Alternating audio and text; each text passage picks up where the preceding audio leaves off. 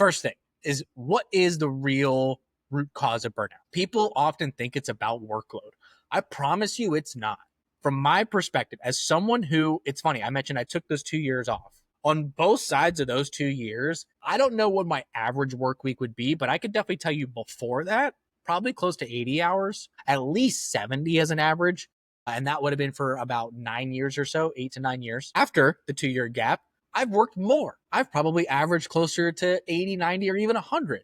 Okay. And that's been going on 6 years. Okay. So it is absolutely possible to sustain what people consider unsustainable. The root cause of the burnout is going to be misaligned values, mismatched role demands, or energy drain from just meaningless nonsense.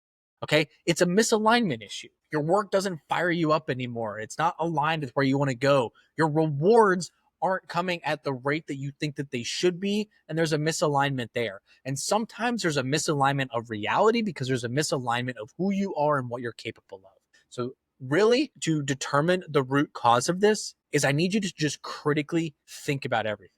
Like, I really want to tell you about one of my clients who was a part of the federal government. And we all know all the different layoffs and shifts that have been happening there. And she was a mid-level project manager, 7 years in the role. On paper, kicked ass, right? I mean, she had a great salary. She worked fully remote up until this year, had a smart team, all those things. But when, she reached out to me, she was just exhausted. She felt like she didn't have time for her spouse. She really felt like she was not giving her best self to her children. And it just was overall physically, emotionally, mentally, all of it was just like numb and not present. And so in our initial conversation, it was a lot about discovery. It definitely took an additional coaching session, some personality assessment, things of that nature. But really what became clear is she was driven and she really liked her line of work. The struggle was on the value side of the equation. What is one of the biggest problems we see as the government that everybody says? It's red tape. It's almost micromanaging. There's a lack of creativity because it's not this profit-driven innovation center, things of that nature.